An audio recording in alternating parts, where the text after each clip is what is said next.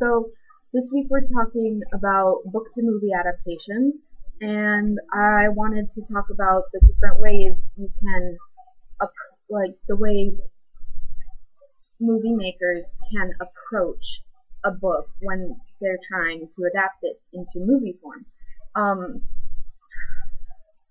there are a couple ways. One is to preserve the plot and subplots, and that doesn't always work quite as well because people get mad that like watching the movie didn't give off the same feeling as reading the book did.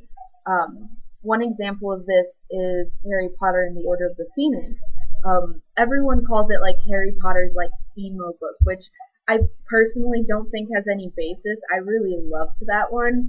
And then in the movie, there are all these like hilarious scenes that are sort of adding to the idea of ridiculousness in the school administration with Umbridge.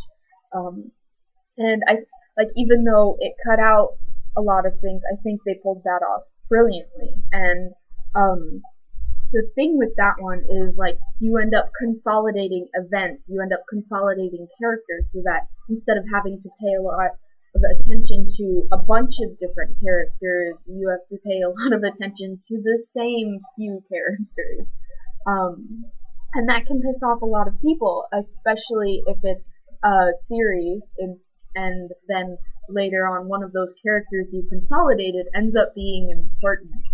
Um, Another way is to preserve the mood and message of the book. And when I say message, a lot of times authors use their story as a vehicle to talk about their observations of the world or their observations on whatever, or trying to tell people to change, bring bring awareness to a particular issue.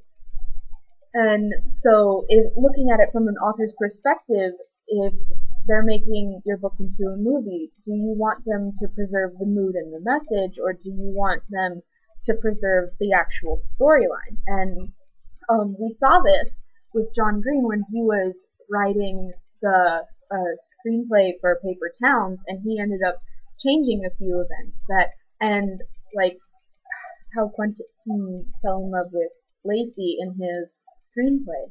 And if we had just gone and watched the movie, we would have been mad that they changed that. So you'll have people.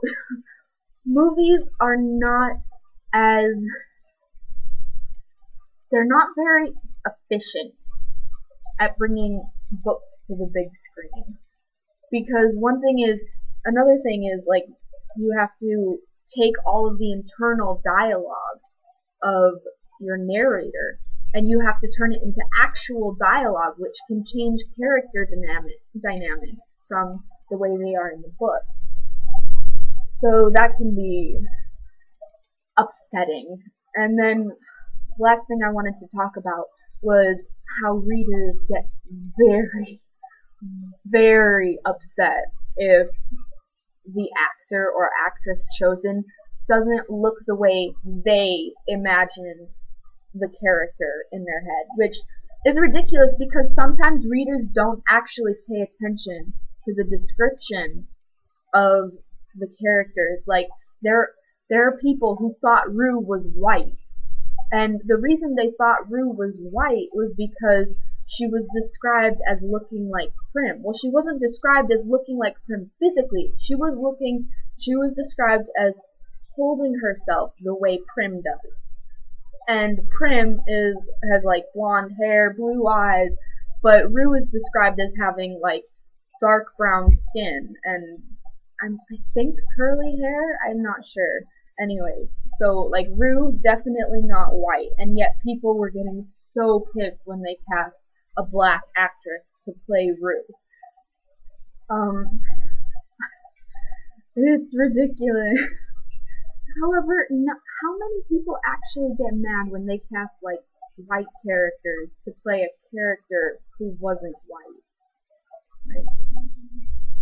Like I'd like to think it's the same amount of people.